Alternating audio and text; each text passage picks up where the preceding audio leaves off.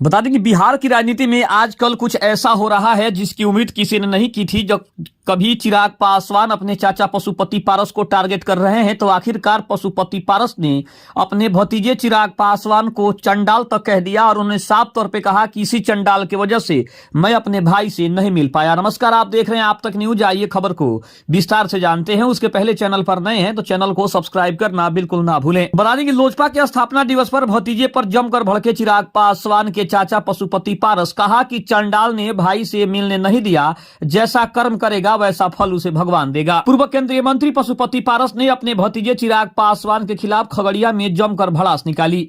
उन्होंने कहा कि इस चंडाल के कारण बड़े भाई रामविलास पासवान को अंतिम समय में भी नहीं देख पाया। पशुपति पारस ने आगे कहा कि कोरोना के नाम पर परिवार के किसी भी सदस्य से रामविलास पासवान को मिलने नहीं दिया। पारस ने यह भी कहा कि जो जैसा कर्म करेगा वैसा उसका फल देगा, भगवान यही गीता का ज्ञान है। लोजपा के स्थापना दिवस के मौके पर भतीजे को लेकर उन्होंने ये तमाम बातें कही। लोजपा के स्थापना दिवस पर पैतृक गांव खगड़िया के सहरबनी गांव में आयोजित कार्यक्रम को संबोधित करते हुए पशुपति कुमार पारस ने बिना नाम लिए भतीजे चिराग पासवान को चंडाल कहकर संबोधित किया। उन्होंने कहा कि भगवान समान अपने बड़े भाई रामविलास पासवान को अंतिम समय में देख भी नहीं पाए थे, जिसका अफसोस उनको पूरे जीवन रहेगा। कोरोना की वजह बताकर मुझे और मेरे परिवार के किसी भी सदस्य को बड़े भाई से मिलने नहीं दिया गया, जबकि अंतिम समय में बड़े भाई रामविलास पासवान परिवार के सभी लोगों को खोज रहे थे।